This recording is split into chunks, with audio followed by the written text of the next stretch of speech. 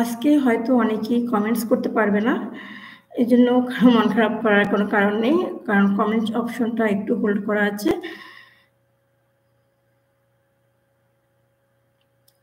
তো যারা ভালো কমেন্ট করতে চাও, তারা অবশ্যই কমেন্ট করতে পারবা। যদি কোনো বাজে কমেন্ট করতে চাও, সে কিন্তু কমেন্ট করতে পারবা না।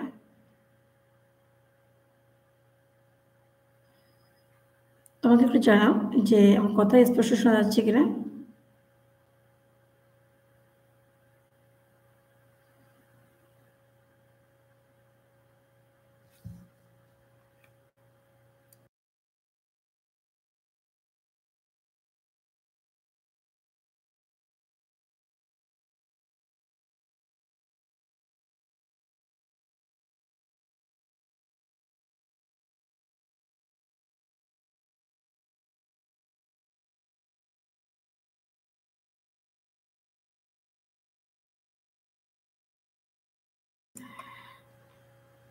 তো যারা আছে আমাকে একটু জানাও যে আমার কথা স্পষ্ট শোনা যাচ্ছে কিনা?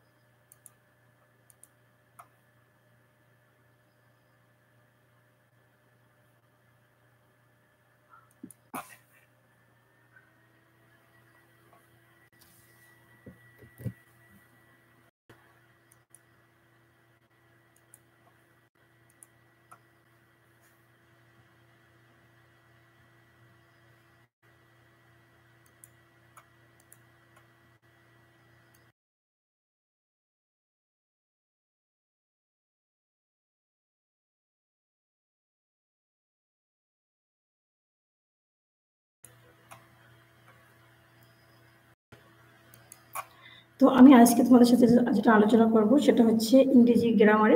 ইংরেজি গ্রামার তো তোমাদের নেই, কিন্তু পরীক্ষার সময় কিন্তু ইংরেজি গ্রামার থেকে কিছু টপিক্স আসে, সে টপিক্সগুলো নিয়ে। সে টপিক এবং সেই সম্পর্কে তোমাদের সাথে আলোচনা করতে চাই। আশা করি তোমরা সাথে থাকবে, লিখবে। আসসালামু আলাইকুম। আশা করি ওয়ালাইকুম আসসালাম ফাবিহা। আসসালামু আলাইকুম। ওয়ালাইকুম আসসালাম। আশা করছি সবাই ভালো আছো। তোমাদের জন্য তো একটি দুঃসংবাদ আছে, সেটা হচ্ছে আগামীকাল তো 17ই জুলাই আশুরার ছুটি স্কুল। তারপর থেকে কিন্তু অনির্দিষ্টকালের জন্য স্কুল বন্ধ ঘোষণা করা হয়েছে। সারা দেশের শিক্ষা প্রতিষ্ঠানগুলো অনির্দিষ্ট ঘোষণা করা হয়েছে। এটা বর্তমানে মূল্যায়ন চলছে, অনেক কিছু চলছে, যেটা কিন্তু খুব খারাপ একটা অবস্থা হবে। আর যেহেতু যে আন্দোলনটা চলছে সেটাও কিন্তু যুক্তিযুক্ত। আমি সাথে আছি, আর তোমরা সাথে আছো কিনা জানি না। তোমরা যদি এই আন্দোলনের পক্ষে থাকো তাহলে একটা আমাকে জানাও, ইয়েস লিখে জানাও যে হ্যাঁ আমরা আন্দোলনের পক্ষে আছি।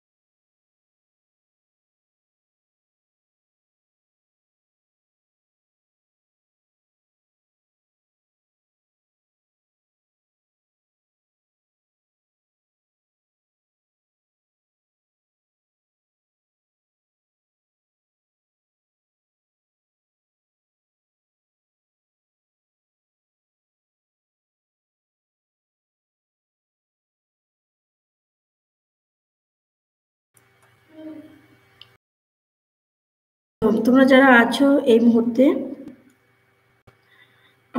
তোমরা যারা আমার সাথে আছো এই মুহূর্তে সবাইকে আসলে কি বলবো, যেমন একজন মানুষ হিসেবে, একজন হিউম্যান হিসেবে আজ কোটার জন্য পিছিয়ে আছি।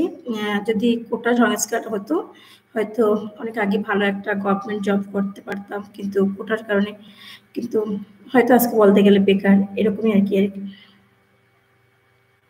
তো সবকিছু মিলিয়ে আমরা সেই কোটা আন্দোলনের পক্ষে আছি।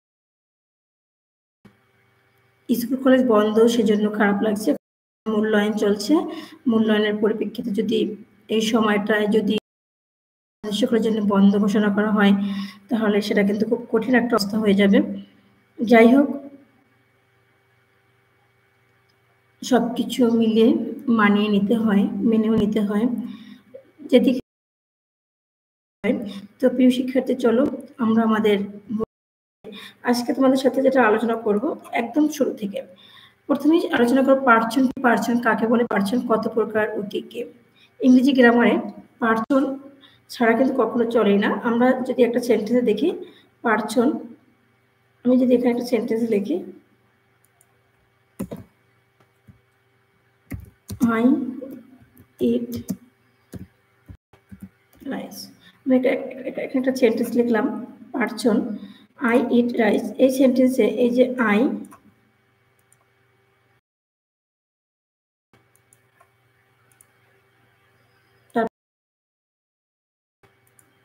তারপর হচ্ছে এই যে আই, এই যে আই দেখো হচ্ছে সাবজেক্ট, ইট হচ্ছে ভার্ব, আর রাইস হচ্ছে অবজেক্ট। একটু খেয়াল করো,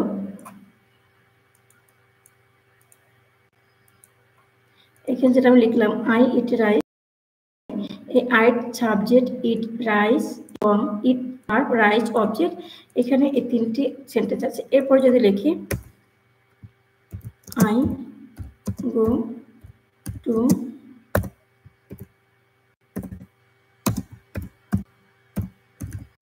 school, I go to school, এই যে সেন্টেন্সটা আমি লিখলাম, এই পুরো সেন্টেন্স একটু যদি খেয়াল করো, আই গো তারপর টু স্কুল, আমরা যদি একটু খেয়াল করি তারপর আছে কি টু স্কুল। তাহলে এখন আমি যদি দেখি আই গো, এই I subject, go verb, to school object.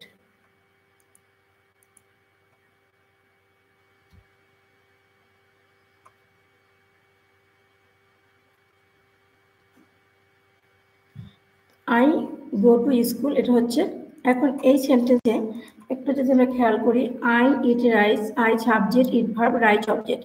আর এই যে এই সেন্টেন্সে গো টু স্কুল, এটা কিন্তু অবজেক্ট না, এটা হচ্ছে এক্সটেনশন। এইটুকু হচ্ছে এক্সটেনশন।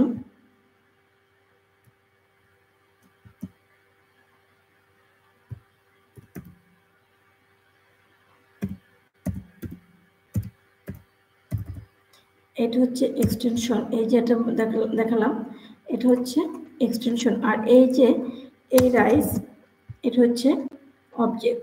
এখন আমাকে একটু, তোমরা কি জানো যে কোনটা সাবজেক্ট আর কোনটা অবজেক্ট আর কোনটা এক্সটেনশন বলা হয়? এখানে দেখো গো টু স্কুল, এটা হচ্ছে এক্সটেনশন, আর এখানে রাইস, এটা হচ্ছে অবজেক্ট। এখন এখানে এটা কেন এক্সটেনশন এবং কেন অবজেক্ট? কারণ হচ্ছে এই যে যদি ভার্বের পরে একাধিক পার্টস অফ স্পিচ থাকে তাহলে সেটা হচ্ছে এক্সটেনশন, আর ভার্বের পরে যদি শুধুমাত্র একটি পার্টস অফ স্পিচ থাকে সেটা হচ্ছে অবজেক্ট। এখানে দেখো ভার্বের পরে রাইস শুধুমাত্র একটি পার্টস অফ স্পিচ, আর এখানে ভার্বের পরে টু স্কুল দুটি পার্টস অফ স্পিচ, এটা অবজেক্ট। এখন এই যে আই, এখানে এই আই হচ্ছে পার্সন, যেটা সাবজেক্ট সেটাই পার্সন। একটি সেন্টেন্সে পার্সন কাকে বলে? খেয়াল করে, সেন্টেন্স বা বাক্যে ব্যবহৃত যে সকল নাউন বা প্রোনাউনকে আশ্রয়কারী ভার্বের কাজ সম্পূর্ণ করা হয় তাকে পার্সন বা পুরুষ বলে।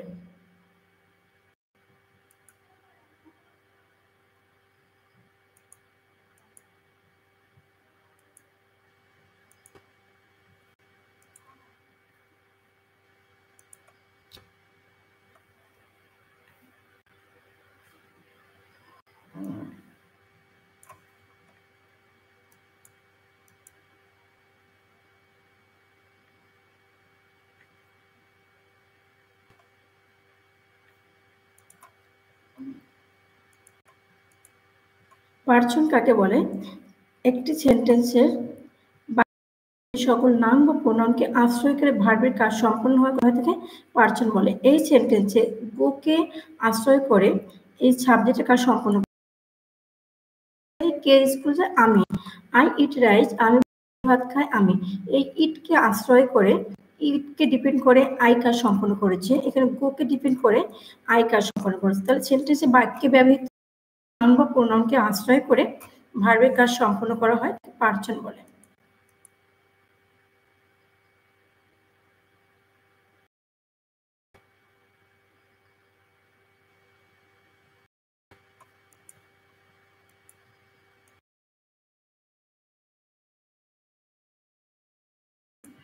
তো যেটা দেখলাম যে একটা সেন্টেন্সে যখন ভার্বকে তাকে person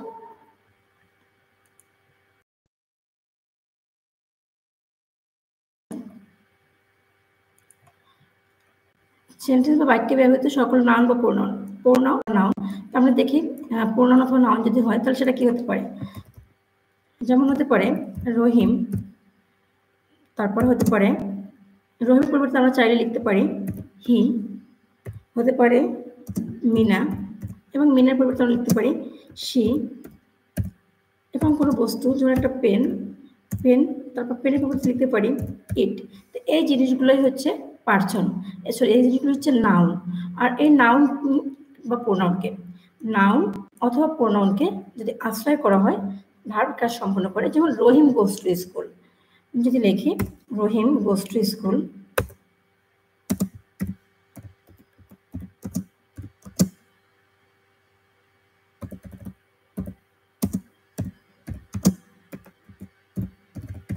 Rahim goes to school, তাহলে এই রহিম কিন্তু গোসের উপরে, অর্থাৎ গোসের উপরে ডিপেন্ড করে রহিম কাজ সম্পন্ন করেছে। আর এখানে যদি লিখতাম she goes to school,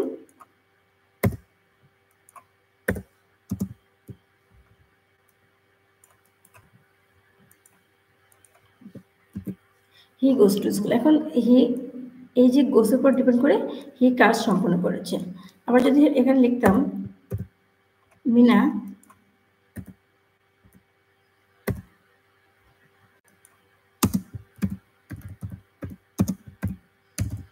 cooks food, Mina খাবার রান্না করে।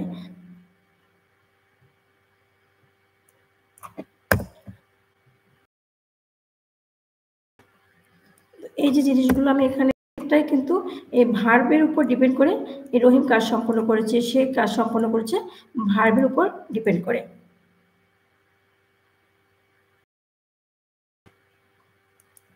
এরপর হচ্ছে পার্সন কয় প্রকার? পার্সন 3 প্রকার, যথা first person, second person, third person. First person আমি আমরা, সেকেন্ড পার্সন তুমি তোমরা, থার্ড পার্সন আমি তুমি ছাড়া যা কিছু আছে সবকিছুই। ফার্স্ট পার্সন উত্তম পুরুষ, আমি আমি তো সবসময় ভালো, তাই না? তো সেন্টেন্স বা বাক্যে আমার সাথে সম্পর্কিত শব্দগুলোকে ফার্স্ট পার্সন বলে। যেমন I, we, my, our, me, us. বলতে চাই আমি আমরা তুমি তোমরা, আমি আমরা যেটা আছে সেটাই হচ্ছে ফার্স্ট পার্সন, তুমি তোমরা যা আছো সেটা হচ্ছে সেকেন্ড পার্সন। উত্তম পুরুষ সেন্টেন্স বা বাক্যে আমার সাথে পার্সন বলে। যেমন আই, উই। এখন যদি আমি এখানে একটা এক্সাম্পল লিখি, I was the video, I watch the video. এখন আমি যে এখানে লিখলাম আই ওয়াচ দ্য ভিডিও, তাহলে এই পর্যন্ত।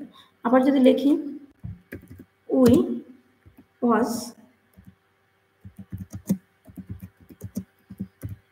দ্য ভিডিও, এখানে উই হচ্ছে আই এর প্লুরাল নাম্বার হচ্ছে উই। একটা জিনিস খেয়াল রাখবা, এরপর আই এর প্লুরাল নাম্বার হচ্ছে উই। আমাদের যেগুলো শেখার জন্য দরকার সেটা হচ্ছে প্রথমত দরকার হচ্ছে পার্সন। পার্সন কাকে বলে আমরা যদি একটু বলি, পার্সন কি, পার্সন কাকে বলে, পার্সন কত প্রকার ও কি কি। একটি সেন্টেন্সে বাক্যে ব্যবহৃত সব নাউন বা প্রোনাউনকে আশ্রয় করে ভার্বের কাজ সম্পন্ন করা হলে তাকে পার্সন বলে। পার্সন 3 প্রকার।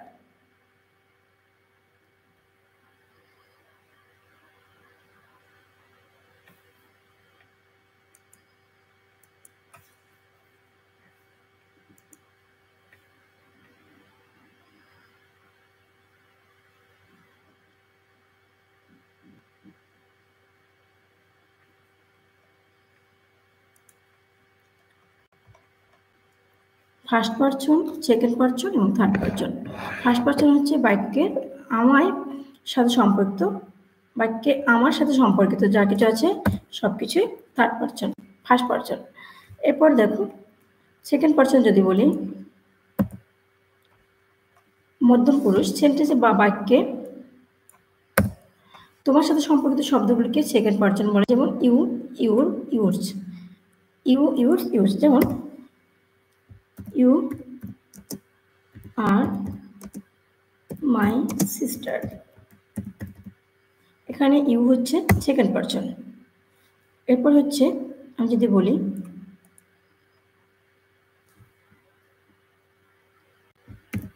ইটস ইউর ফ্যান, এটা তোমার কলম। তো এই যে দেখো ইউ হচ্ছে সেকেন্ড পারসন। এরপরে যেটা আসবে সেটা হচ্ছে থার্ড পারসন। সেন্টেন্স বা বাক্যে আমি এবং তুমি সম্পর্কিত, সেন্টেন্স বা বাক্যে আমি এবং তুমি সম্পর্কিত শব্দগুলো ছাড়া অবশিষ্ট সবগুলিকে থার্ড পারসন বলে, যেমন হি, সি, করিম, ইব্রাহিম, ওয়াটার, বুক ইত্যাদি। মোট কথা হলো, এখন এখানে যদি বলি শি ইজ মাই সিস্টার, এখন আমরা এই তিনটা সেন্টেন্স পেলাম, তিনটা পার্সনে তিনটা জিনিস এক্সাম্পল পেলাম। সেটা হচ্ছে শি ইজ মাই সিস্টার, এখানে শি হচ্ছে থার্ড পারসন। এখানে you are my sister, you হচ্ছে second person. I watch that video, আমি এই ভিডিওটি দেখছি, এটা হচ্ছে ফার্স্ট পারসন। মোট কথা হলো যে কথা বলে সে ফার্স্ট পারসন, যে কথা বলে সে ফার্স্ট পারসন। যার সাথে বা যাকে সম্বোধন করে কথা বলা হয় তাকে সেকেন্ড পারসন, এবং যার সম্বন্ধে বলে তাকে থার্ড পারসন বলে। আমি, আমার, আমাকে, আমরা, আমাদের, আমাদেরকে ফার্স্ট পারসন, তুমি, তোমরা, তোমাদেরকে সেকেন্ড পারসন,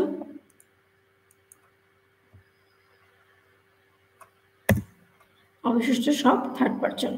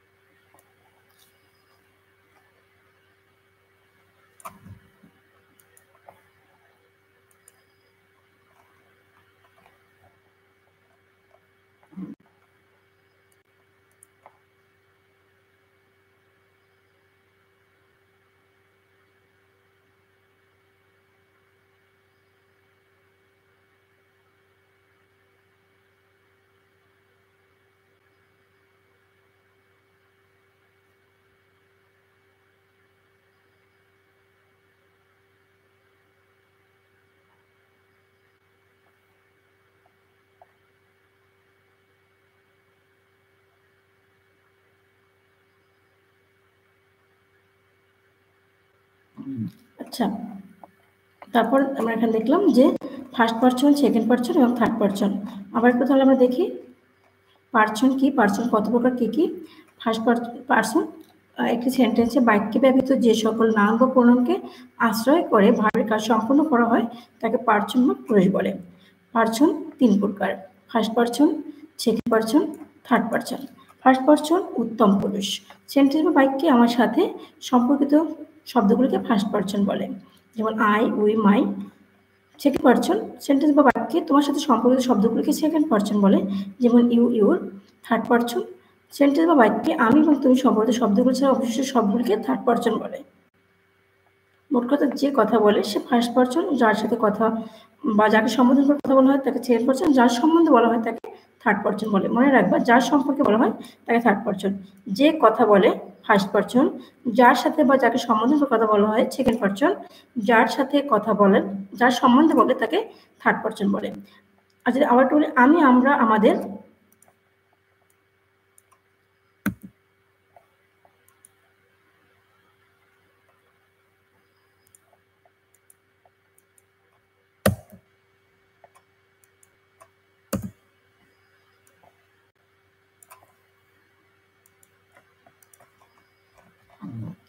তুমি, তোমার, তোমাকে, তোমরা, তোমাদেরকে সেকেন্ড পারসন, অবশিষ্ট সব থার্ড পারসন, যেমন সে, করিম, তাহারা, বই, কলম ইত্যাদি, চেয়ার ইত্যাদি থার্ড পারসন।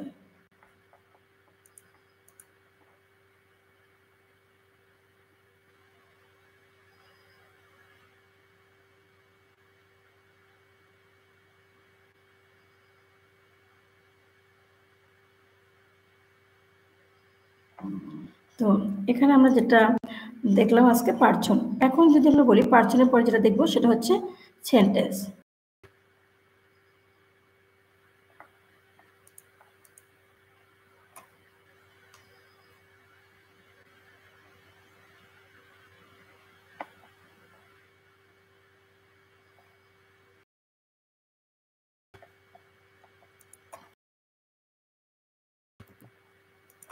তো আমরা জানি সেন্টেন্স কত প্রকার, কি কি, এটা কিন্তু আমরা সেই ছোটবেলা থেকে পড়তে পড়তে মোটামুটি একটা টপিকে চলে আসছে যে সেন্টেন্স কাকে বলে, সেন্টেন্স কত প্রকার, কি কি। এখন যদি বলা হয় a sentence is a set or combination of words that expresses a complete sense or meaning, এক বা একাধিক শব্দ শব্দ সমষ্টি ভাবে ব্যবহৃত হয়ে যদি মনের ভাব প্রকাশ করে তাহলে তাকে সেন্টেন্স বলে। একটা এক্সাম্পল যদি বলি সেটা হচ্ছে he has gone there, he has basic formula. এখন দেখো he has gone there, সে সেখানে গিয়েছে।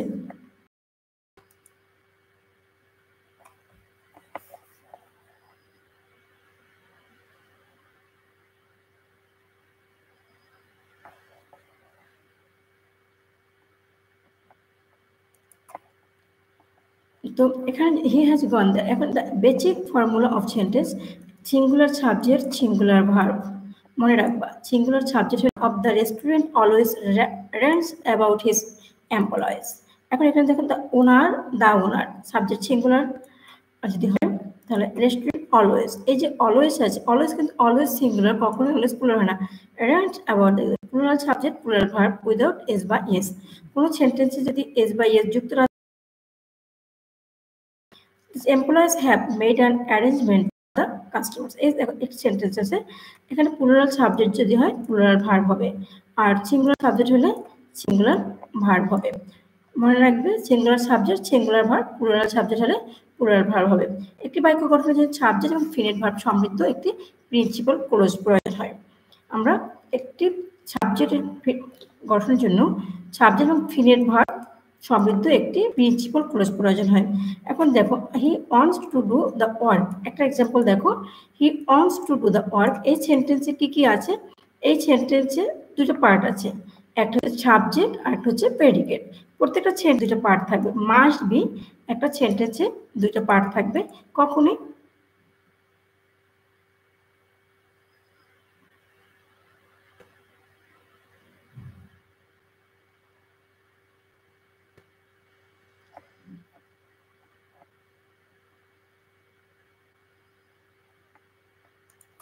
আচ্ছা একটা সেন্টেন্সে কয়টা পার্ট থাকবে?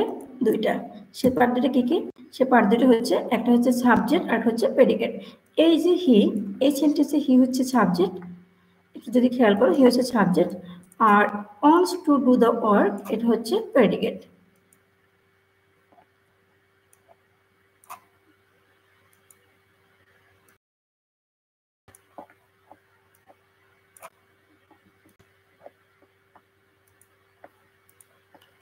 হি subject, wants to do the work predicate. একটা সেন্টেন্সে দুইটা টপ পার্ট থাকে, একটা হচ্ছে সাবজেক্ট আর হচ্ছে প্রেডিকেট।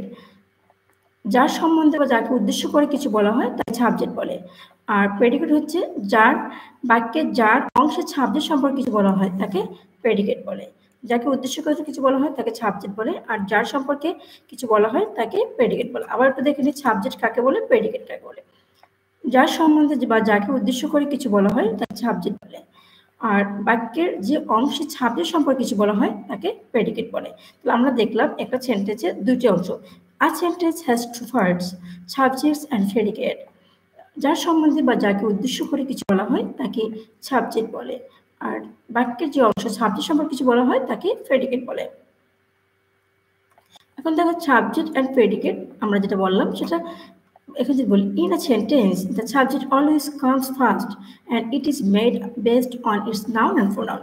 বলা হয়েছে একটা সেন্টেন্সে সাবজেক্ট সবসময় প্রথমে থাকবে এবং সেটা হবে নাউন অথবা প্রোনাউন। সাবজেক্ট কি হবে? অলওয়েজ নাউন অথবা প্রোনাউনই হবে।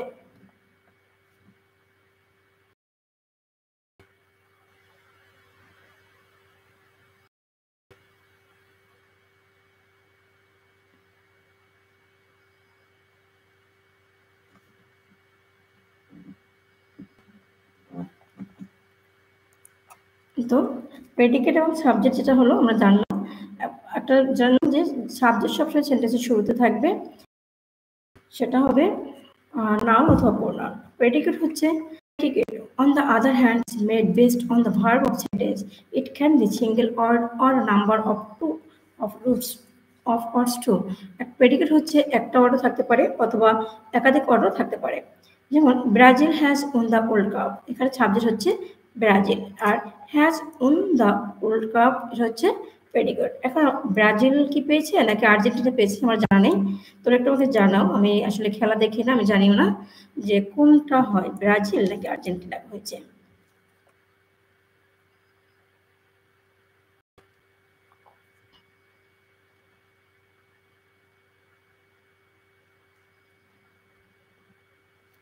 আর্জেন্টিনা, ওকে, যে কোনটা হবে আর্জেন্টিনা লিখে আর্জেন্টিনা লিখে দিলাম।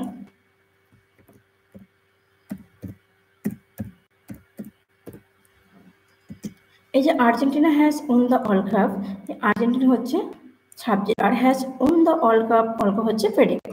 আমরা জানলাম একটি সেন্টেন্সের সাবজেক্ট এবং প্রেডিকেট সম্পর্কে।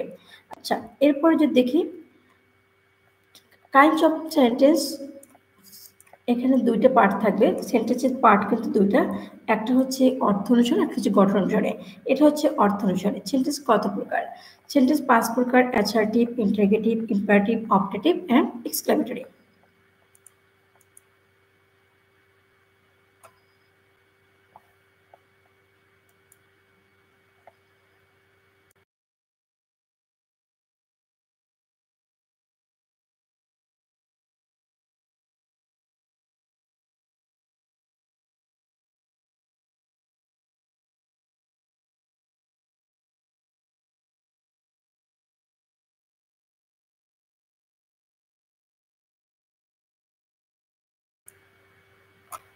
তো সেন্টেন্স কয় প্রকার? সেন্টেন্স অর্থ অনুসারে 5 প্রকার: assertive, interrogative, imperative, optative and exclamatory. Assertive sentence যদি বলি, a sentence that makes a statement or assertion is called an assertive sentence. It is also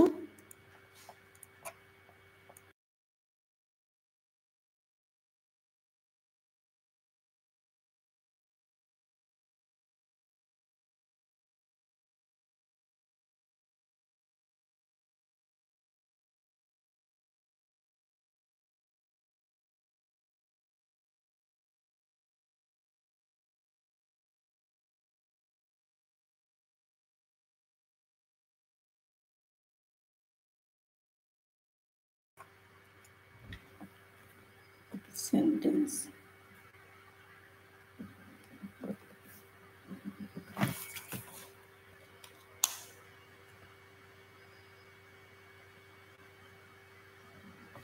আচ্ছা, এবার একটু দেখি তাহলে assertive sentence কাকে বলে? A sentence that makes a statement or assertion is called an assertive sentence. It is also called declarative sentence, অর্থাৎ যেটা আমরা কাউকে বিবৃতি দেই।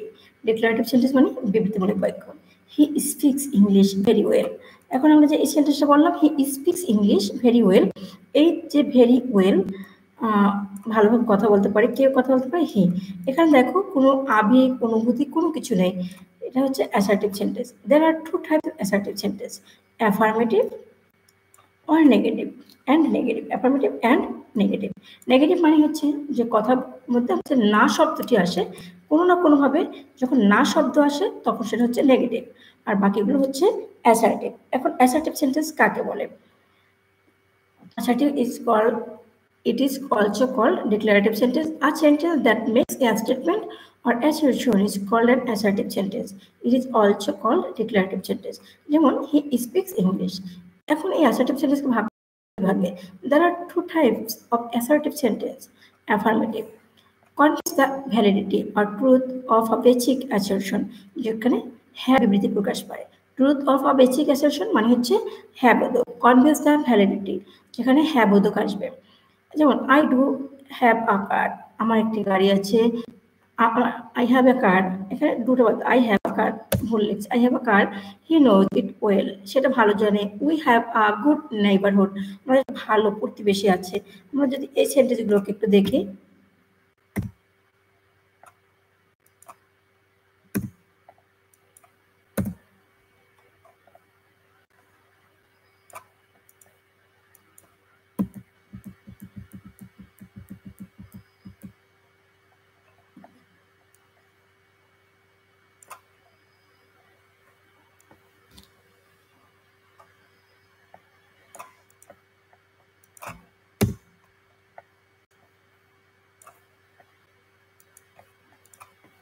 যদি এখানে তিনটা এক্সাম্পল দেখি, দেখো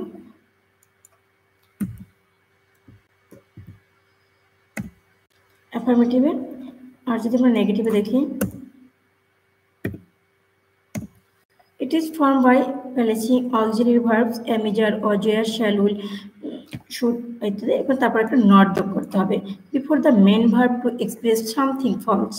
মেন ভার্বের পূর্বে যে কোনো জিনিস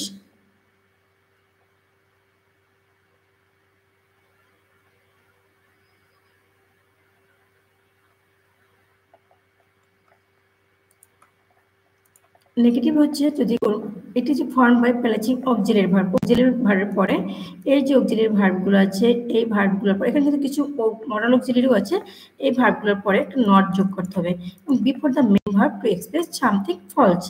আচ্ছা, যদি আমি এক্সাম্পলটা দেখি,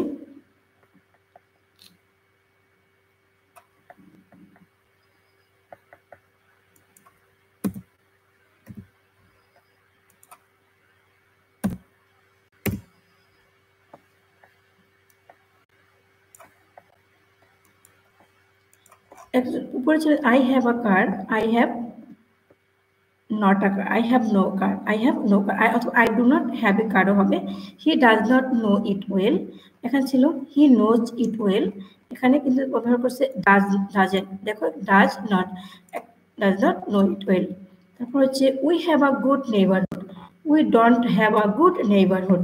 এখন একটা জিনিস খেয়াল করো, এই সেন্টেন্স এইখানে হ্যাভ ছিল, এখানে হ্যাভটি কিন্তু প্রিন্সিপাল ভার্ব হিসেবে কাজ করেছে, বাট প্রিন্সিপাল ভার্ব হিসেবে কাজ করার ফলে এখানে কিন্তু কোনো অক্সিলারি ভার্ব ছিল না, তাহলে সেখানে কি হবে, ডু যোগ করতে হবে। আর যদি এখানে আই হ্যাভ আ, এখানে কোনো প্রিন্সিপাল ভার্ব ছিল না, যদি প্রিন্সিপাল ভার্ব না থাকে তাহলে তার পূর্বে একটি ভার্ব টু ডু ব্যবহার করতে হয়।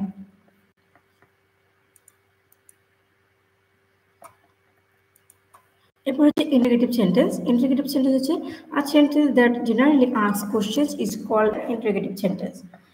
জেনারেলি যখন কোশ্চেন্স করা হয়, আমরা যে সচরাচর যে প্রশ্নগুলো করে থাকি, সেই প্রশ্নগুলো করার জন্য আমরা যে কিছু করি সেটাই হচ্ছে interrogative sentence. And a sentence that generally asks questions is called an interrogative sentence.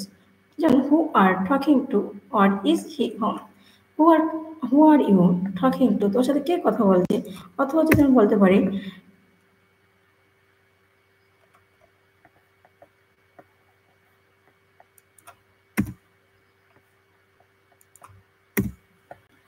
Is he home, সে কি বাড়িতে। দেখো এই দুটো সেন্টেন্স আমি এখানে দেখলাম। প্রথম ছিল হু আর ইউ টকিং টু, তোমার সাথে কে কথা বলতেছিল। আর ইজ হি হোম, দেখো প্রশ্নবোধক চিহ্ন আছে।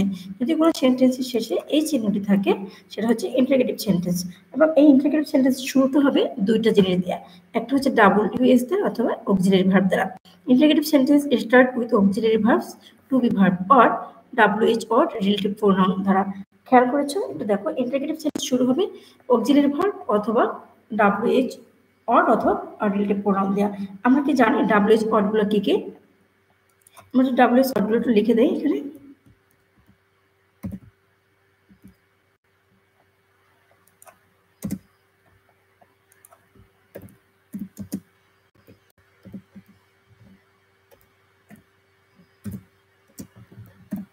who,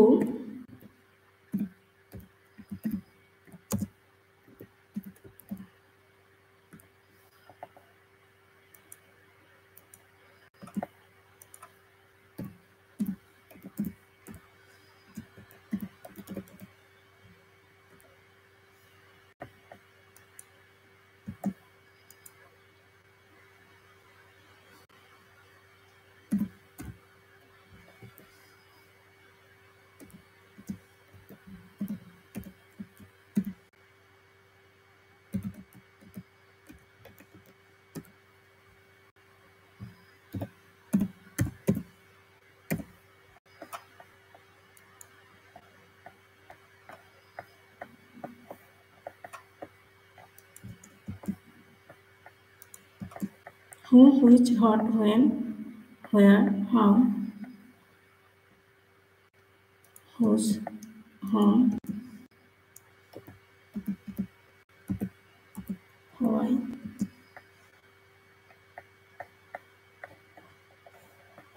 তো এই যে ওয়ার্ডগুলো আছে এগুলোকে বলা হয় ডাব্লিউ বা রিলেটিভ প্রোনাউন। এই ওয়ার্ডগুলোকে বলা হয় WH ওয়ার্ড অথবা রিলেটিভ প্রোনাউন। আমরা যদি এই রিলেটিভ প্রোনাউনটাকে এখানে লিখে দেই তাহলে আমার সুবিধা হয়।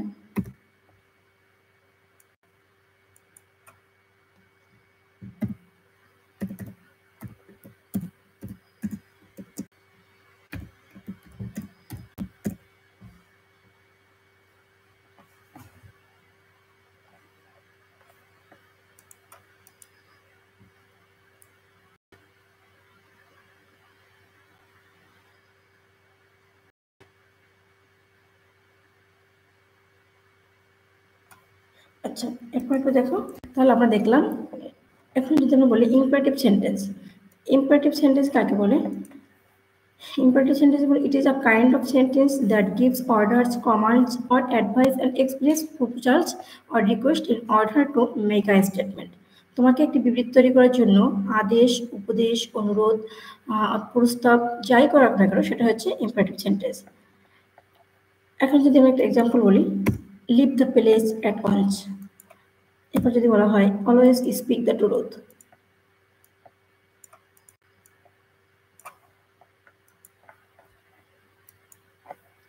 অলওয়েজ স্পিক দ্য ট্রুথ, সর্বদা সত্য কথা বলবে। এখন এই যে দুটি এক্সাম্পল আমি দিলাম, এই দুটি এক্সাম্পল হচ্ছে ইম্পারেটিভ সেন্টেন্স। যে সেন্টেন্স দ্বারা সব উপদেশ, অনুরোধ প্রভৃতি বোঝানো হয় তাকে ইম্পারেটিভ সেন্টেন্স বলে।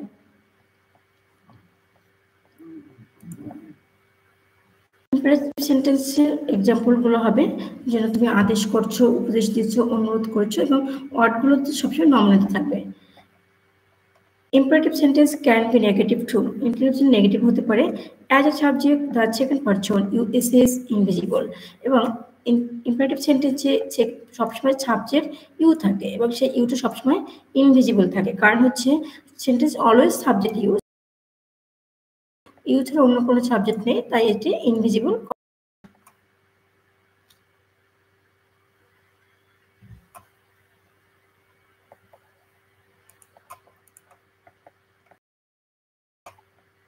এরপর হচ্ছে অপটেটিভ সেন্টেন্স। অপটেটিভ সেন্টেন্স কাকে বলে? A type of sentence that expresses which desire prayer or curse is called an optative sentence. অর্থাৎ একটা সেন্টেন্স যেখানে আশীর্বাদ করা হয়, প্রার্থনা করা হয়, সেটা হচ্ছে অপটেটিভ সেন্টেন্স। যদি এক্সাম্পল বলি, গড ব্লেস ইউ, আল্লাহ তোমার মঙ্গল করুক। অথবা লং লিভ আওয়ার প্রেসিডেন্ট, আমাদের প্রধানমন্ত্রী প্রেসিডেন্ট দীর্ঘজীবী হোক। তারপর হচ্ছে I hope to do well, আমি আশা করছি তুমি খুব ভালো করবা। এই যে সেন্টেন্সগুলো আমি লিখলাম এগুলোই হচ্ছে optative sentence. Basically start with may, মনে রাখবো অপটেটিভ সেন্টেন্স সবসময় মে দ্বারা শুরু হবে বেশিরভাগই, but sometimes may stays hidden এবং মাঝে মাঝে মেটাকে হাইড করা থাকে। Simple may, wish, hope plus assertive sentence. তাহলে আমরা জানলাম যদি একটা অপটেটিভ সেন্টেন্সে গঠনটা হবে may, wish or hope plus assertive sentence. একটা অ্যাসার্টিভ সেন্টেন্সের শুরুতে যদি মে, উইশ এবং হোপ থাকে তাহলে সেটা হচ্ছে অপটেটিভ সেন্টেন্স। এরপর হচ্ছে exclamatory sentence. An exclamatory sentence declares a simple statement but also canvas strong emotion or excitement and always ends with an exclamation mark. Exclamatory সেন্টেন্সে সবসময় এই চিহ্নটি থাকবে। একটু খেয়াল করো, এই চিহ্নটাকে এক্সক্লেমেশন বলা হয়। আমরা যখন ইন্টারোগেটিভ সেন্টেন্স শিখছিলাম তখন কিন্তু এখানে একটা সেন্টেন্স দেওয়া ছিল, এই সেন্টেন্সটি। এটা হচ্ছে ইন্টারোগেটিভ সাইন অফ ইন্টারোগেশন, এটাকে বলা হয় সাইন অফ ইন্টারোগেশন। আর এটা হচ্ছে sign of sign of exclamation. How peaceful the scenario is. এখন দেখো এই sentence how peaceful the scenario is দৃষ্টিতে মনোমুগ্ধকর। দেন অথবা if I had so much money, যদি আমার অনেক টাকা থাকতো, তাহলে এটাও এই যে দেখো সেন্টেন্স শেষে আমি এক্সপ্রেশন ইউজ করেছি। স্টার্টস উইথ হট আর হাউ, মনে রাখবে সেন্টেন্স শুরুতে হট অথবা হাউ দ্বারা শুরু হবে বেশিরভাগ ক্ষেত্রে, সামটাইমস হ্যাড দ্বারাও শুরু হয়।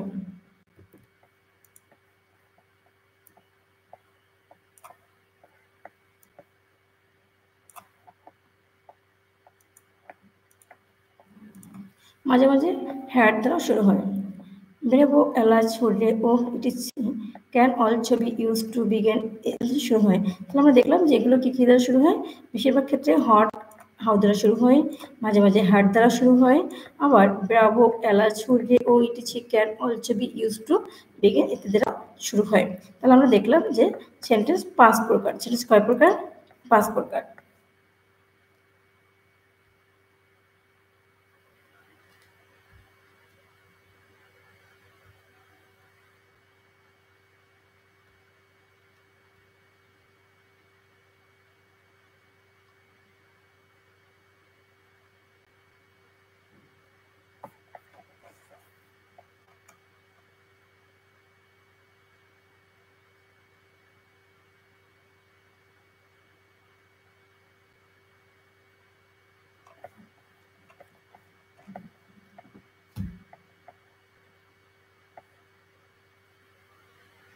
আচ্ছা, এরপর আমরা যেটা দেখলাম, এখন একটা ওয়ার্ড দেখি সেন্টেন্স অর্থ অনুসারে কত প্রকার ও কি কি।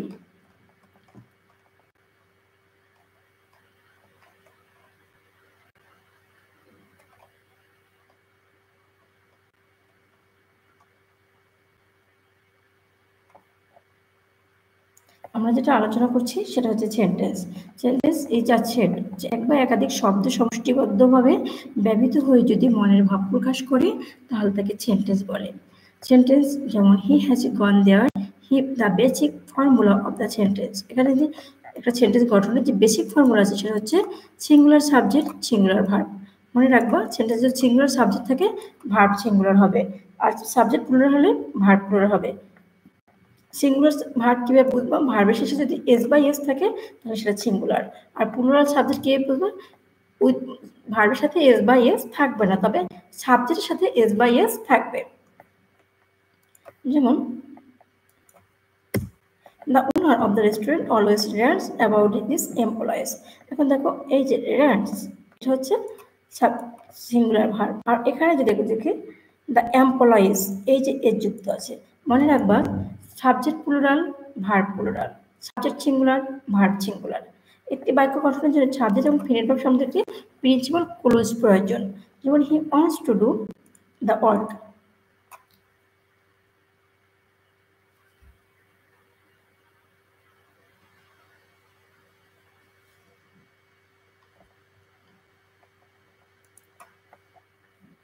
I want to go there, আমি সেখানে যেতে চাই। ফিনিট ভার্বের is challengeable, to do, to go, to finish, this are non finite verb unchallengeable. আচ্ছা, এখন দেখো ফিনিট ভার্ব চ্যালেঞ্জেবল মানে যেটা সবসময় সকর্মক ক্রিয়া থাকে, যেখানে ভার্ব তার কাজ শেষ করে ফেলে। আর নন ফিনিট ভার্ব আনচ্যালেঞ্জেবল। সেন্টেন্সে দুটি অংশ থাকে, একটা হচ্ছে সাবজেক্ট আর একটা হচ্ছে প্রেডিকেট। যার সম্বন্ধে বা যাকে উদ্দেশ্য করে কিছু বলা হয় তাকে সাবজেক্ট বলা হয়, আর বাক্যের যে অংশ সাবজেক্ট সম্পর্কে কিছু বলা হয় তাকে প্রেডিকেট বলা হয়। একটা সেন্টেন্সের সাবজেক্ট অলওয়েজ কামস ফার্স্ট, মনে রাখবে সেন্টেন্সের সাবজেক্ট সবসময় প্রথমে আসে।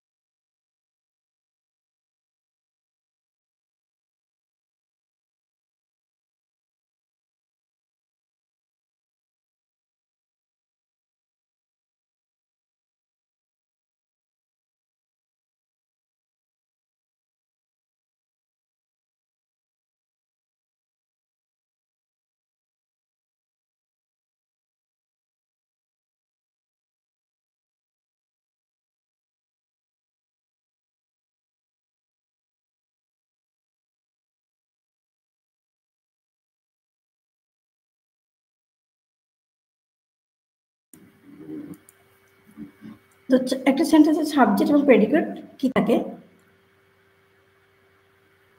যেমন আমি তোমাকে নিয়ে কিছু বলছি, যার সম্বন্ধে বা যাকে উদ্দেশ্য করে কিছু বলছি সেটাই সাবজেক্ট। আর বাক্যের যে অংশে সাবজেক্ট সম্পর্কে কিছু বলা হয় তাকে প্রেডিকেট বলে। তাহলে যার সম্পর্কে কিছু বলা হয় তাকে সাবজেক্ট, আর সাবজেক্ট সম্পর্কে যা কিছু বলা হয় তাকে প্রেডিকেট বলা হয়।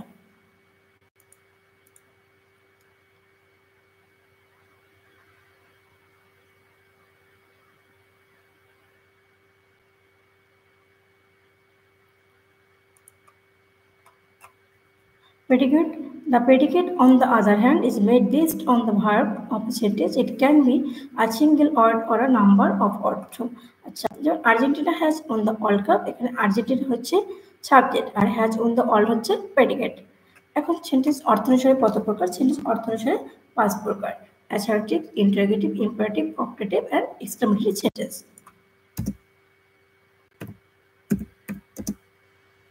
Assertive sentence. A sentence that makes a statement or assertion is called an assertive sentence. It is also called declarative sentence. এটিকে বিবৃতিমূলক বাক্য বলা হয়। এখন বিবৃতি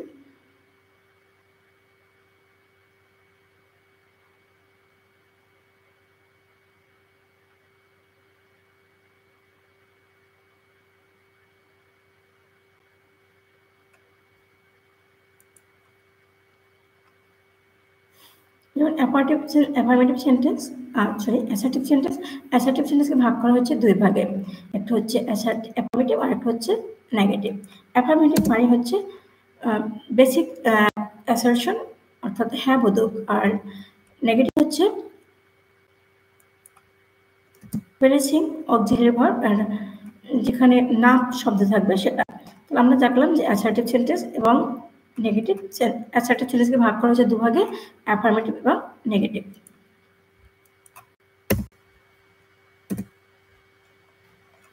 এরপর হচ্ছে ইন্টারোগেটিভ সেন্টেন্স। এই sentence that generally ask questions is called an interrogative sentence. যেমন who are you talking to, is he home. এরপর আবার দেখো interrogative sentence start with the auxiliary verb, WH or relative pronoun who, when ইত্যাদি দ্বারা interrogative সেন্টেন্সে সবসময় এই ওয়ার্ডগুলো থাকবে। দেখো এই ওয়ার্ডগুলো থাকবে, আর যদি এগুলো না থাকে তাহলে অক্সিলারি ভার্ব থাকবে। এখন অক্সিলারি ভার্বগুলোকে আমরা জানা আছে। অক্সিলারি ভার্ব হচ্ছে am, is, are, was, are, shall, will। এবং imperative sentence, it is a kind of sentence that gives orders, commands or advice and expresses proposals or requests in order to make a statement. তোমাকে বিবৃতি তৈরি করার জন্য, বাক্য তৈরি করার জন্য তোমাকে হয়তো আদেশ করবে, উপদেশ করবে, অনুরোধ করবে, অথবা তোমার কোনো প্রস্তাব দেবে। Leave the place at once, অথবা হতে পারে always speak the truth. Imperative sentence can be negative too, negative হতে পারে। আর একটা সেন্টেন্স সবসময় সেকেন্ড পার্সন থাকে, ইন্টারোগেটিভ সেন্টেন্স সবসময় সেকেন্ড পার্সন থাকে বলে কখনো এর সাবজেক্ট থাকে না।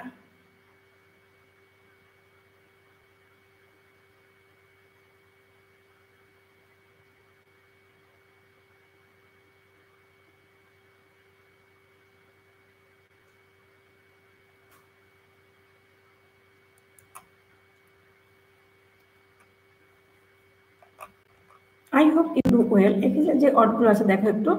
এরপর যদি আমি বলি ইম্পারেটিভ সেন্টেন্স, এটা হচ্ছে আদেশ উপদেশ। এবং অপটেটিভ সেন্টেন্স যেটা হচ্ছে সেটা হচ্ছে ইচ্ছা প্রার্থনা প্রকাশ করা। এবং may God bless you, long live our president, এই যে আমরা ইচ্ছা করছি, প্রার্থনা করছি। এবং এখানে একটা বেসিক্যালি একটা প্যাটার্ন আছে, may but sometimes, may stays hidden. Simple structure may wish hope plus assertive sentence. Exclamatory সেন্টেন্সে an exclamatory sentence declares simple statement but also conveys a strong emotion or excitement and always ends with an exclamation mark. Sentence শেষে অবশ্যই একটা exclamation mark থাকতে হবে।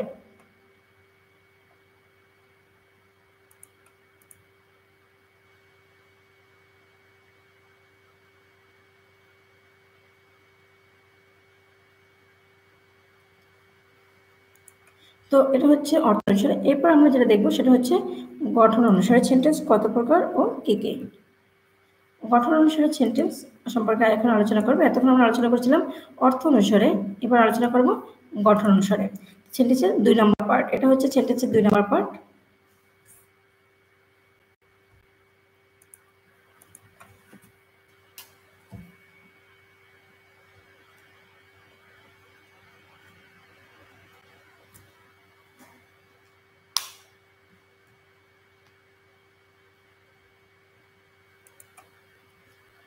Simple, complex and compound sentence গঠন অনুসারে 3 প্রকার: simple sentence, complex sentence and compound sentence. Simple, complex and compound.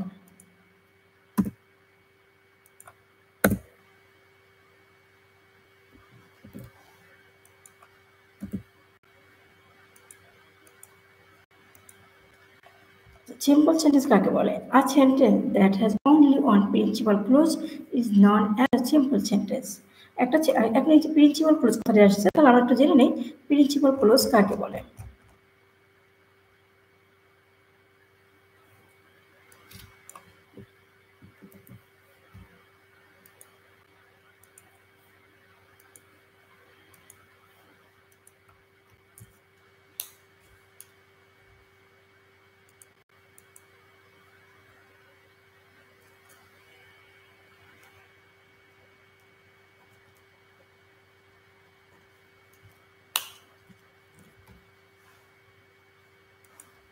Close কাকে বলে? যে শব্দ সমষ্টিতে কমপক্ষে একটি সাবজেক্ট ও ডিফিনিট ভার্ব থাকে এবং নিজে একটি সেন্টেন্স গঠন করতে পারে বা একটি সেন্টেন্সের অংশ হিসেবে ব্যবহৃত হয় তাকে ক্লোজ বলে। একটু খেয়াল করো, আমরা সবসময় বলি ক্লোজ ক্লোজ, সেই ক্লোজটাকে আমরা কিন্তু জানি না যে ক্লোজ কাকে বলে। যে শব্দ সমষ্টিতে কমপক্ষে একটি সাবজেক্ট একটি ডিফিনিট ভার্ব থাকে এবং নিজে একটি সেন্টেন্স গঠন করতে পারে বা একটি সেন্টেন্সের অংশ হিসেবে ব্যবহৃত হয় তাকে ক্লোজ বলে। ক্লোজ কত প্রকার? Kinds of close. ক্লোজ 3 প্রকার: principal clause, independent clause, subordinate clause and dependent clause, coordinate close.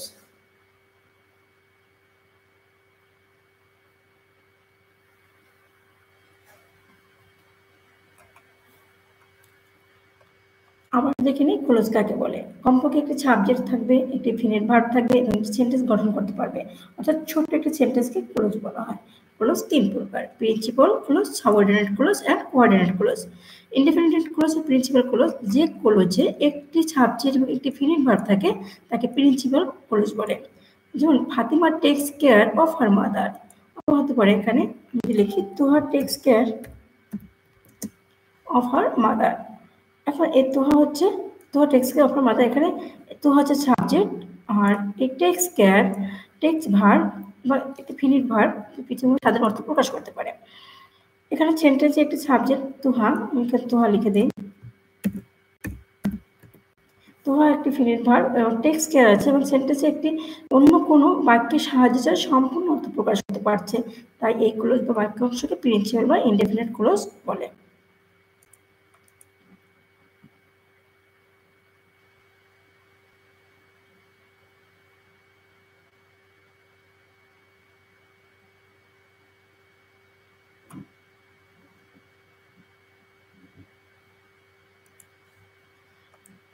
এখানে সেন্টেন্সে একটি সাবজেক্ট এবং একটি ফিনিট ভার্ব থাকবে এবং যেখানে অর্থ প্রকাশ করতে পারবে। ডিপেন্ডেন্ট বা সাবঅর্ডিনেট ক্লোজ কাকে বলে? যে ক্লোজে একটি সাবজেক্ট এবং একটি ফিনিট ভার্ব থাকে কিন্তু প্রিন্সিপাল ক্লোজের সাহায্যে ছাড়া সম্পূর্ণ অর্থ প্রকাশ করতে পারে না তাকে সাবঅর্ডিনেট বা ডিপেন্ডেন্ট ক্লোজ বলে। যে ক্লোজে একটি সাবজেক্ট এবং একটি ফিনিট ভার্ব থাকবে কিন্তু প্রিন্সিপাল ক্লোজের সাহায্যে সম্পূর্ণ অর্থ প্রকাশ করতে পারে না তাকে সাবঅর্ডিনেট ক্লোজ বলে। আর প্রথমটা কিন্তু ছিল যেমন ইন্ডিপেন্ডেন্ট বা ক্লোজ বা প্রিন্সিপাল ক্লোজ, সেখানে কিন্তু অর্থ প্রকাশ করতে পারে আর সাবঅর্ডিনেট ক্লোজ অর্থ প্রকাশ করতে পারে না। এখানে একটা সাবজেক্ট হুইচ এবং একটি ফিনিট ভার্ব, যেমন I had green pen which is lost. I have green pen, আমার একটি সবুজ কলম ছিল, হুইচ ইজ লস্ট যেটি হারিয়ে গেছে। এখানে সাবজেক্ট হুইচ এবং একটি ফিনিট ভার্ব লস থাকা সত্ত্বেও principal clause I had a green pen বাক্যাংশ ছাড়া সম্পূর্ণ অর্থ প্রকাশ করতে পারে না, তাই এই বাক্যাংশকে ডিপেন্ডেন্ট ক্লোজ বা সাবঅর্ডিনেট ক্লোজ বলা হয়। Kinds of subordinate clause. Subordinate close 3 প্রকার: নাউন ক্লোজ, অ্যাডজেক্টিভ ক্লোজ এবং অ্যাডভার্ব ক্লোজ। সাবঅর্ডিনেট ক্লোজ হচ্ছে 3 প্রকার। কয় প্রকার? 3 প্রকার: নাউন, অ্যাডজেক্টিভ এবং অ্যাডভার্ব।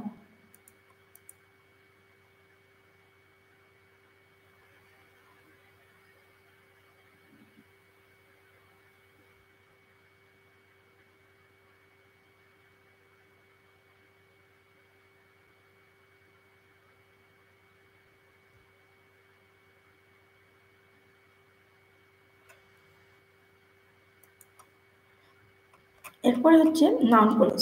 যে ক্লোজে সেন্টেন্সে নাউনের মতো কাজ করে তাকে নাউন ক্লোজ বলে। খুব ইজি একটা টপিক যেখানে নাউনের কাজ করে, যেমন the car we wanted to buy was sold. এই আন্ডারলাইন অংশটুকু, এখানে যে আন্ডারলাইন করা অংশটুকু আছে এটি হচ্ছে সেন্টেন্সের নাউনের কাজ করছে, তাই এটি noun clause. Connectives of nouns.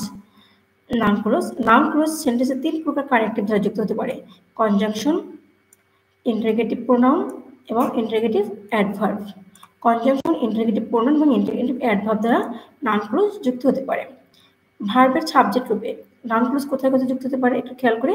ভার্বের সাবজেক্ট রূপে যুক্ত হতে পারে, ভার্বের অবজেক্ট রূপে যুক্ত হতে পারে, অবজেক্টের কমপ্লিমেন্ট রূপে যুক্ত হতে পারে। একটু খেয়াল করো, সাবজেক্টের কমপ্লিমেন্ট হিসেবে যুক্ত হতে অবজেক্টিভ কমপ্লিমেন্ট হিসেবে যুক্ত হতে পারে। নাউন ক্লজ কোথায় কোথায় বসে? ভার্বের সাবজেক্ট রূপে। নাউনের ক্লোজের অবস্থান ভার্বের সাবজেক্ট রূপে why he had not attended is unknown to all. Subject হিসেবে বসে, ভার্বের অবজেক্ট রূপে বসে এবং সাবজেক্টের কমপ্লিমেন্ট রূপে বসে। কমপ্লিমেন্ট দুই প্রকার, সাবজেক্টিভ কমপ্লিমেন্ট এবং objective complement.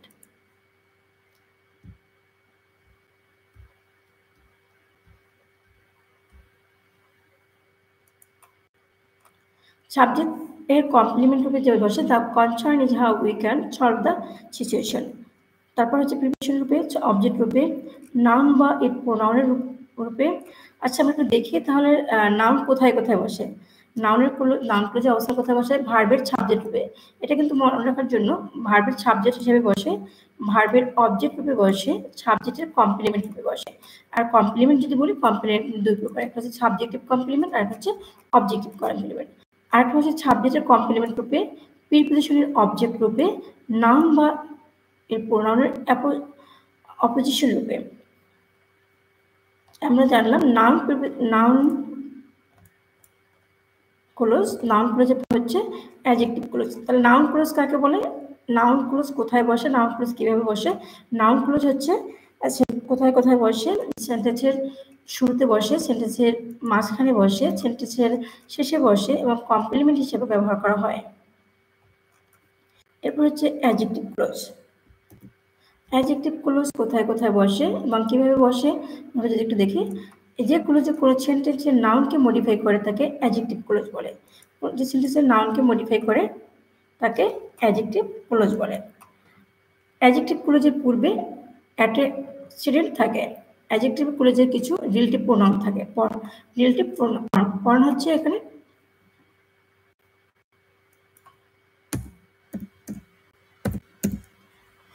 the forms of relative pronoun, দেখো for, who, whom, whose, person, that, which, for, which, দেখো অবজেক্ট এই যে আমি শখটা করেছি, subjective form who, that, objective ফর্মে হোম বসবে এবং পজিটিভ ফর্মে হুজ বসবে। দেখো হু সাবজেক্টিভ ফর্ম বসবে, এটা যদি অবজেক্টিভ ফর্ম বসবে হোম, আর এটা পজিটিভ ফর্ম হলে হুজ। পার্সনে দ্যাট বসবে যদি হয় দ্যাট এবং which.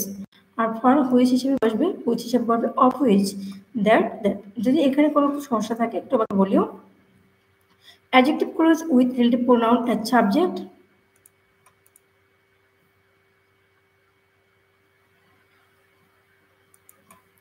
Adjective clause with relative pronoun as subject. The policeman who was on duty rushed to the spot. এখন একটু খেয়াল করো, adjective clause with relative pronoun. Adjective কোথায় কোথায় বসে?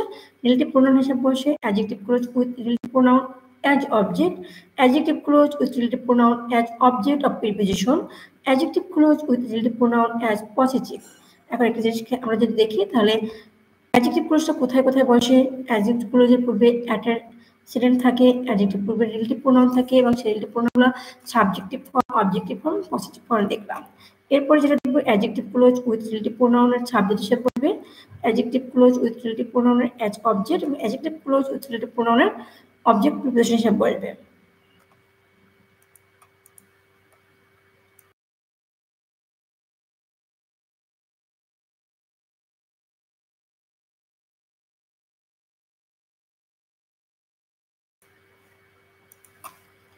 Adjective clause with relative pronoun as positive. The girl whose shoe was stolen, কার এই শুটা চুরি হয়েছিল।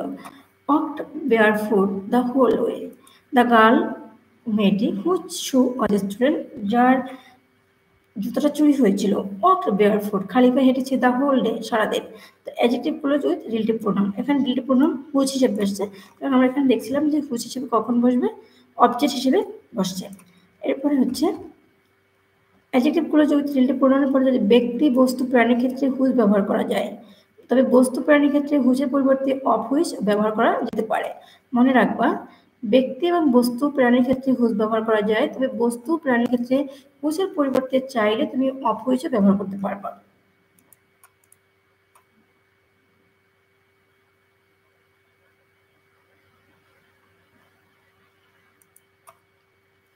Adjective clause with relative adverb, we guessed the place where they could go. এখন দেখো এখানে where এটা একটা adjective clause relative adverb adjective clause with but but দ্বারা যুক্ত সেটা adjective there is none but wishes to be successful এই যে বাট দ্বারা যুক্ত adjective clause with the same as that that this is the same dress that I bought yesterday. এখন দেখো as এবং দ্যাট দ্বারা যুক্ত অ্যাডজেক্টিভ ক্লোজ হতে পারে। ডিফাইনিং রিলেটিভ ক্লোজ এই ক্লোজের পূর্বে অ্যান্সিডেন্ট রূপে ব্যবহৃত হয় নাউনের সীমাকে সংকুচিত করে। The girl who danced on the stage is my sister. এখন নন ডিফাইনিং রিলেটিভ ক্লোজ এই ক্লোজের পূর্বে অ্যান্সিডেন্ট রূপে ব্যবহৃত নাউন সীমাকে সংকুচিত করে না বরং সেন্টেন্সকে দীর্ঘতর করতে ব্যবহৃত হয়। Hour leader who is very honest has joined the reel. এখন একটু খেয়াল করো এই সেন্টেন্সটা কিন্তু অনেক বড় করেছে আবার এই সেন্টেন্সটা কিন্তু অনেক ছোট করেছে। হ্যাঁ, তাহলে যে সেন্টেন্সটাকে ছোট করে সেটা হচ্ছে অ্যান্সিডেন্ট হিসেবে থাকে আবার একটা অ্যাডসেন্ট হিসেবে না থাকতে পারে। Fifth sentence with defining clause structure it দেখো এই স্ট্রাকচার কিভাবে গঠন করা হয়েছে। It was Jerry who mended the floor. এখন এইটা হচ্ছে দেখো it was it plus be verb এখানে ইট প্লাস বি ভার্ব তার প্লাস নাউন প্রোনাউন জেরি হচ্ছে নাউন প্রোনাউন প্লাস ডিফারেন্ট হচ্ছে whom the clause mended the floor.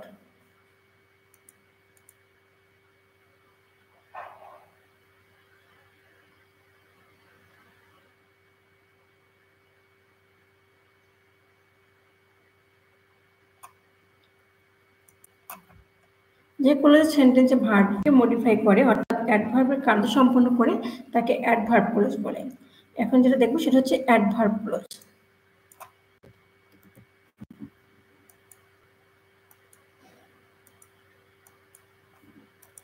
সেন্টেন্সে ভার্বকে মডিফাই করে অর্থাৎ ভার্বের কার্য সম্পন্ন করে তাকে অ্যাডভার্ব ক্লোজ বলে এবং অ্যাডভার্ব ক্লোজ কিন্তু অ্যাডজেক্টিভ এবং অ্যাডভার্বকে মডিফাই করে।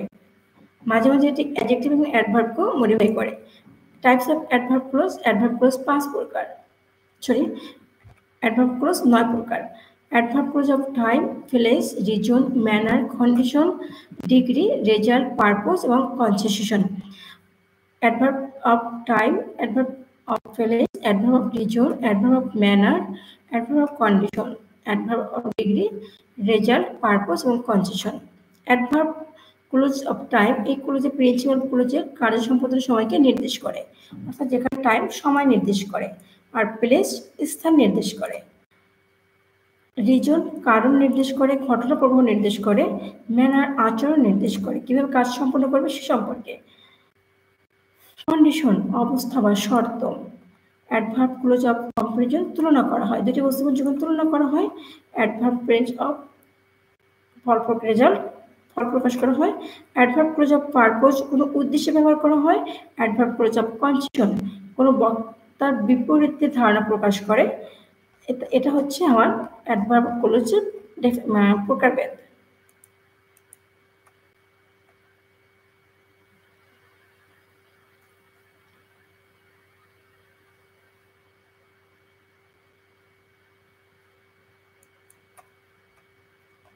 তাহলে আমরা দেখলাম যে ক্লোজ যে সেন্টেন্সে ভার্বকে মডিফাই করে অর্থাৎ অ্যাডভার্বের কার্য সম্পন্ন করে তাকে অ্যাডভার্ব ক্লোজ বলে। মাঝে মাঝে এটি অ্যাডজেক্টিভ এবং অ্যাডভার্বকেও মডিফাই করে।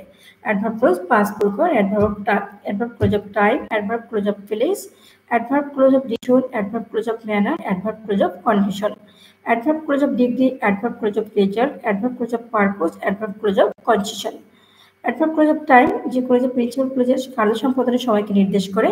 Adverb clause of conjunction time দিয়ে ক্লোজ শুরু হয়, যেমন when shopping after I came from school, তুমি আসার পরে আমরা শপিং এ যাব, আমি আসার পরে আমরা শপিং এ যাব। অ্যাডভার্ব ক্লোজ অফ প্লেস এগুলো প্রিন্সিপাল ক্লোজের কার্য সম্পাদনের স্থান নির্দেশ করে। কনজাংশন প্লেস দ্বারা ক্লোজ শুরু হয়, যেমন হোয়ার এভার, হোয়েন ইত্যাদি। Example you can not park your car wherever you want.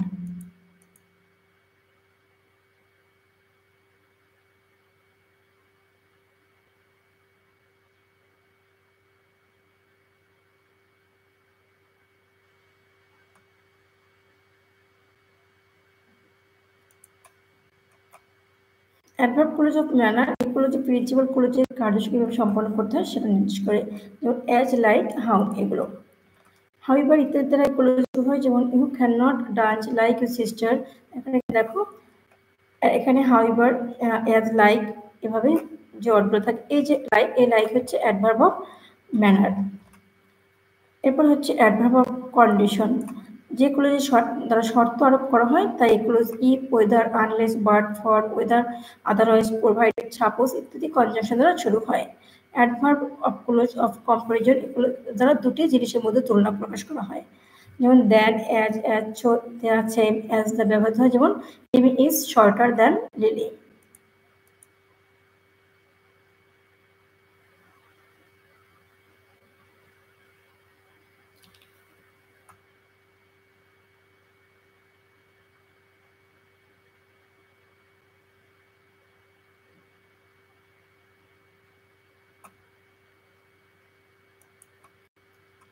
Adverb of purpose, এগুলো যে প্রিন্সিপাল ক্লোজের কাজের উদ্দেশ্য নির্দেশ করে, এগুলো so that, in order, that, lest ইত্যাদি কনজাংশন দ্বারা শুরু হয়, যেমন ওয়াক, ফার্স্ট, লেস্ট। এই যে লেস্ট আছে, লেস্ট হচ্ছে পারপোজ। যদি কোনো সেন্টেন্স এর যে lest, in order, so that এগুলো থাকে, তাহলে সেটা হচ্ছে adverb of purpose. Adverb clause of concession, এগুলো প্রিন্সিপাল ক্লোজের বক্তব্যের বিপরীতে ধারণা প্রকাশ করে।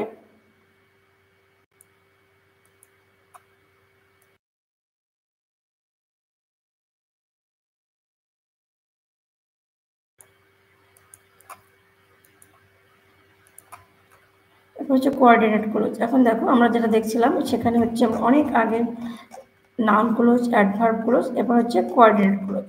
আমরা দেখি কি কি ক্লোজ ছিল।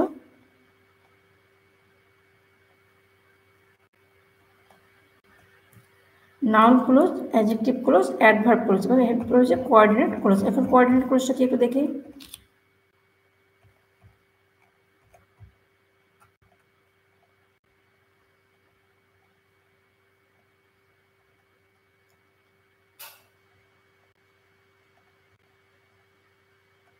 কোঅর্ডিনেটিং কনজাংশন দ্বারা যখন দুই বা ততোধিক একই জাতীয় ক্লোজ যুক্ত হয়, তখন তাকে কোঅর্ডিনেটিং ক্লোজ বলে।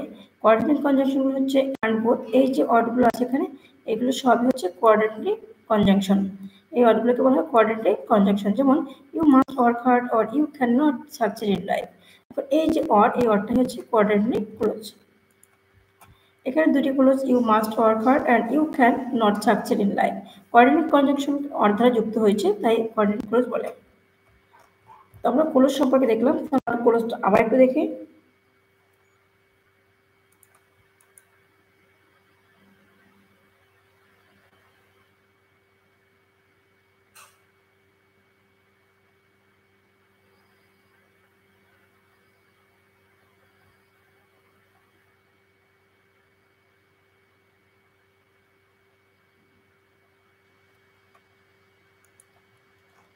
তাহলে আমরা ক্লোজ সম্পর্কে আবার একটু জানি, কারণ আমরা ক্লোজ সম্পর্কে কিন্তু মোটামুটি এখানে দেখলাম। আর ক্লোজ কিন্তু ইংরেজি গ্রামারের জন্য খুব ইম্পর্টেন্ট একটা টপিকস, যেটা আমাদের আসলে ক্লাসে ভালো করানো হয় না, কারণ একটা এই ক্লোজ সম্পর্কে আমাদের বুঝতে বুঝতে অনেকটা সময় পার হয়ে যায়, কিন্তু আসলে আমরা বুঝতে পারি না। তো আশা করছি তোমরা এখান থেকে যদি দেখে বুঝতে পারো তো আলহামদুলিল্লাহ। আর যদি তোমাদের কোনো কোশ্চেন থাকে আমাকে কমেন্ট বক্সে জানিয়ে আমি চেষ্টা করবো। ক্লোজ কাকে বলে? আমরা যেটা আলোচনা করছি সেটা হচ্ছে ক্লোজ। যে শব্দ সমষ্টিতে কমপক্ষে একটি সাবজেক্ট ও একটি প্রিডিকেট ভার্ব থাকে, তাকে ক্লোজ বলে। এখন ক্লোজের কয় প্রকার? ক্লোজ তিন প্রকার: প্রিন্সিপাল ক্লোজ, সাবঅর্ডিনেট ক্লোজ আর কোঅর্ডিনেট ক্লোজ। প্রিন্সিপাল ক্লোজ বা ইনডিফিনিট ক্লোজ। প্রিন্সিপাল ক্লোজ যেগুলো একটি সাবজেক্ট ও একটি প্রিডিকেট ভার্ব থাকে।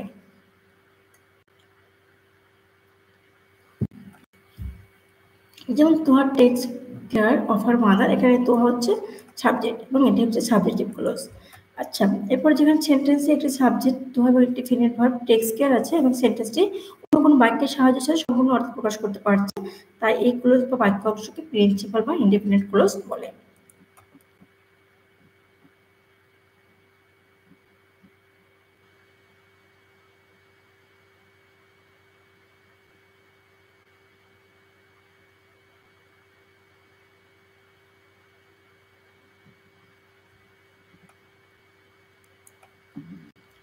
ছেলে ছেলে সাবজেক্ট থাকবে, এটা দেখলাম। এরপর হচ্ছে ডিপেন্ডেন্ট সাবঅর্ডিনেট ক্লোজ, যে ক্লোজে একটি সাবজেক্ট এবং ডিফিনিট ভার্ব থাকে কিন্তু প্রিন্সিপাল ক্লোজের সাহায্য ছাড়া সম্পূর্ণ অর্থ প্রকাশ করতে পারে না, তাকে সাবঅর্ডিনেট বা ডিপেন্ডেন্ট ক্লোজ বলে।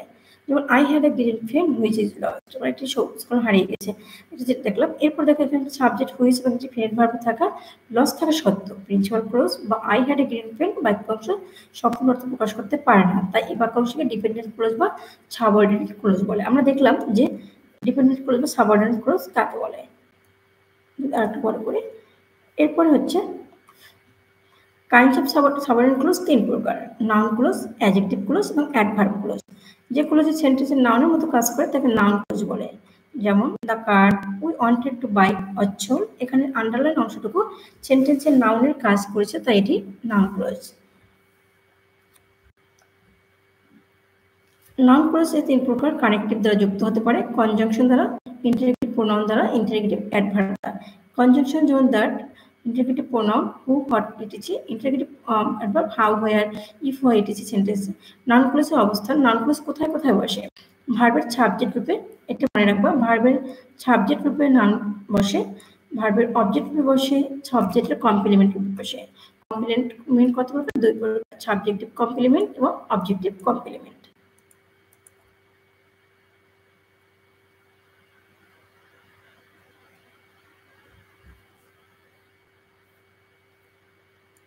একটা হচ্ছে সাবজেক্টিভ কমপ্লিমেন্ট আর একটা হচ্ছে অবজেক্টিভ কমপ্লিমেন্ট। সাবজেক্টিভ কমপ্লিমেন্ট যে concern how we can solve the situation, preposition object রূপে বসে, আর একটা হচ্ছে নাউন এবং প্রোনাউনের অ্যাপোজিশন রূপে বসে। অ্যাডজেক্টিভ ক্লোজ যে ক্লোজে কোনো সেন্টেন্সের নাউনকে মডিফাই করে থাকে অ্যাডজেক্টিভ ক্লোজ বলে। অ্যাডজেক্টিভ ক্লোজের পূর্বে অ্যান্টেসিডেন্ট থাকে, অ্যাডজেক্টিভ ক্লোজের কিছু রিলেটিভ প্রোনাউন থাকে। অ্যাডজেক্টিভ ক্লোজে এইটি ফর্ম আছে, ফর্মটা আমি একটু আগে দেখেছি, যেমন সাবজেক্টিভ ফর্ম, অবজেক্টিভ ফর্ম এবং পসেসিভ ফর্ম। হু সাবজেক্ট হিসেবে বসবে এবং অবজেক্ট হিসেবে যখন বসবে তখন হোম বসবে, পসেসিভ হিসেবে হুইচ হবে। দ্যাট দ্যাট থাকবে এবং পসেসিভ দ্যাটের পসেসিভ হুইচ হয়, হুইচের পসেসিভ অফ হুইচ হয়, এই তো। Adjective clause with relative pronoun as subject. The policeman who was on duty rushed to the spot. এখন দেখো the policeman ম্যান বলা হয়েছে adjective clause with relative pronoun। এই যে হু, এই হুটা হচ্ছে একটা relative pronoun। Adjective clause with relative pronoun as object। এখন দেখো এই যে that, এই thatটা কিন্তু এখানে relative pronoun হিসেবে ব্যবহার করা হয়েছে। Adjective clause with relative pronoun as object of preposition, which I told you yesterday। এখানে এটাকে প্রিপোজিশন হিসেবে ব্যবহার করা হচ্ছে। Adjective clause with relative pronoun as possessive, possessive হিসেবে ব্যবহার করা হচ্ছে। মনে রাখবে ব্যক্তি বস্তু প্রাণীর ক্ষেত্রে হুজ বসে, ব্যক্তি বস্তু এবং প্রাণীর ক্ষেত্রে সবসময় হুজ ব্যবহার করা হয়, আর বস্তু প্রাণীর ক্ষেত্রে হুজের পরিবর্তে অফ হুইচ ব্যবহার করা যায়। বস্তু প্রাণীর ক্ষেত্রে হুজের পরিবর্তে অফ হুইচ ব্যবহার করা যায়। Adjective clause with relative adverb, we guessed the place where they could go. Adjective place, adjective clause with but as relative pronoun. Adjective clause with the same as that. এবং defining relative ক্লোজের পূর্বে antecedent রূপে ব্যবহৃত হয়, নাউনের সীমাকে সংকুচিত করে। যেমন the girl who dance the stage is my sister. আর নন ডিফাইনিং রিলেটিভ ক্লোজের পূর্বে অ্যান্টিসিডেন্ট রূপে ব্যবহৃত হয়, নাউনের সীমাকে সংকুচিত করে না। যে একটা আমরা সেন্টেন্স দেখলাম, স্ট্রাকচার হবে it plus be verb plus noun pronoun plus definite relative. এখন যেমন it was Jerry who mended the floor.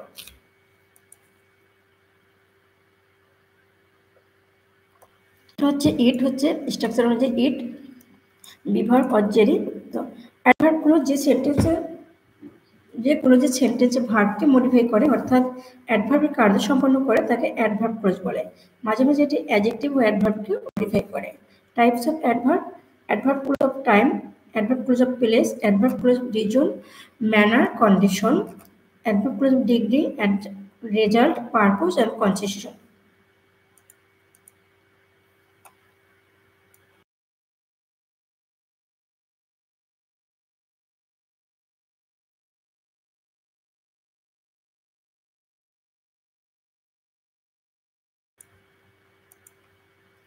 Adverb clause of টাইমে প্রিন্সিপাল ক্লোজের কার্য সম্পাদনের সময়কে নির্দেশ করে। প্রিন্সিপাল ক্লোজের সময়কে নির্দেশ করে।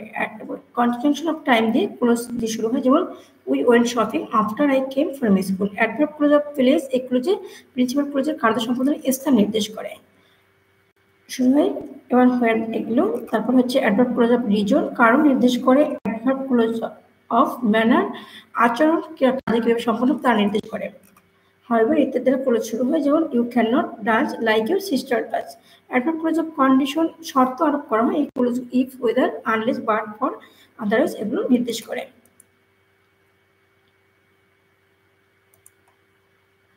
অ্যাডভার্ব ক্লোজ অফ কম্পারিজন এই ক্লোজ দ্বারা দুটি জিনিসের মধ্যে তুলনা করা প্রকাশ করে, যেমন as, so, that, as, same ইত্যাদি ব্যবহৃত হয়। অ্যাডভার্ব ক্লোজ অফ কেজুয়াল এই ক্লোজ দ্বারা প্রিন্সিপাল ক্লোজের ফর্ম প্রকাশ করে। অ্যাডভার্ব ক্লোজ অফ পারপোজ উদ্দেশ্য নির্দেশ করে। অ্যাডভার্ব ক্লোজ অফ কনসিশন এই ক্লোজ দ্বারা প্রিন্সিপাল ভাবে বক্তব্যের বিপরীতে প্রিন্সিপাল ক্লোজের বক্তব্যের বিপরীত ধারণা প্রকাশ করে।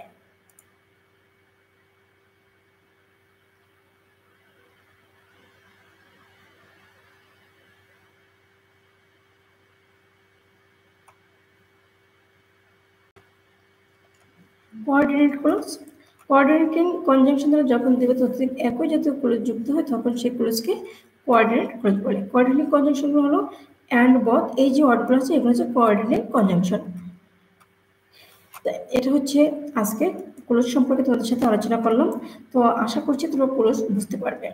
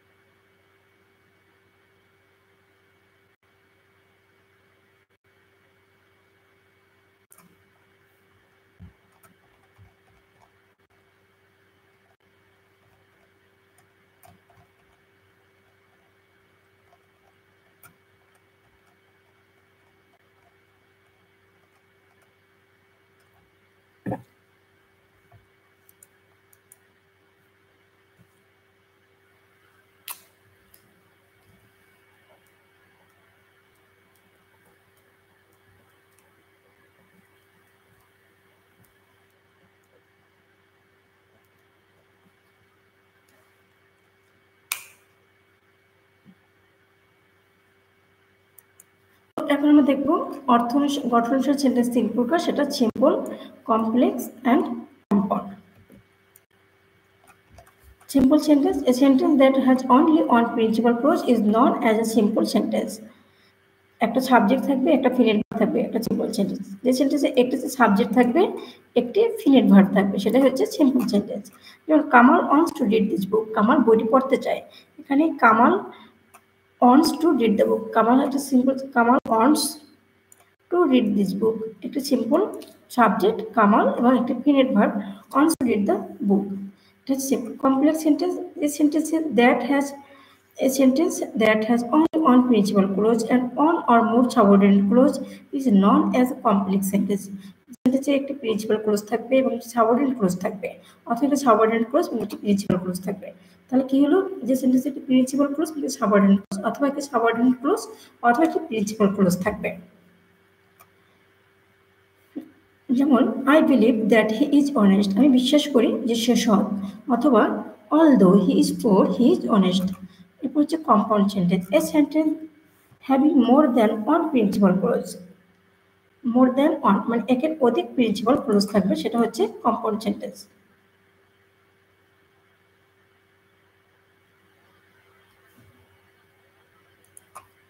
এ সেন্টেন্স হ্যাভিং মোর, এখন দেখো প্রিন্সিপাল ক্লোজে কি coordinating conjunction principal clause. You must give us smoking or you will suffer. এখন দেখো এই সেন্টেন্সটি হচ্ছে কম্পাউন্ড সেন্টেন্স, যে ইউ মাস্ট গিভ আপ, তুমি অবশ্যই ছেড়ে দেবে smoking, or you will suffer. এখন এই সেন্টেন্সের সাথে কিন্তু আমরা আরেকটা সেন্টেন্স যুক্ত করেছি, ইউ স্মোকিং, আর এখানে এই একটা সেন্টেন্স। আমরা যদি দেখি দুইটা সেন্টেন্সকে আমরা যুক্ত করেছি।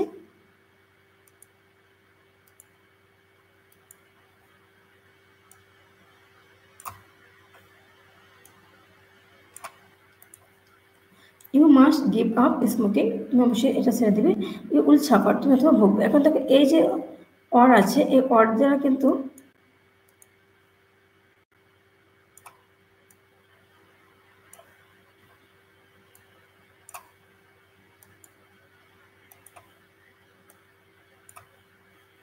এখন এই যে অর দ্বারা কিন্তু এই দুটো সেন্টেন্সকে যুক্ত করেছে, তাহলে এটা হচ্ছে কম্পাউন্ড সেন্টেন্স। কম্পাউন্ড সেন্টেন্স কাকে বলে? A statement having more than one principal clause. একাধিক প্রিন্সিপাল ক্লজ থাকবে, connected by one or more coordinate conjunction, একটা অথবা একাধিক কোঅর্ডিনেট কনজাংশন যুক্ত থাকবে, এটাকে কম্পাউন্ড সেন্টেন্স বলে।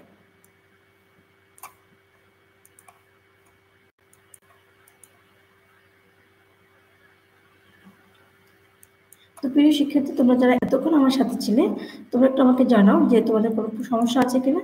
আর যদি সমস্যা না থাকে তাহলে তো অনেক ধন্যবাদ। আর যদি কোনো সমস্যা থাকে আমাকে জানাও, এবং আমি আজকে কি কি আলোচনা করলাম সেটা একটু তোমাদের সাথে আবার একটু আলোচনা করছি।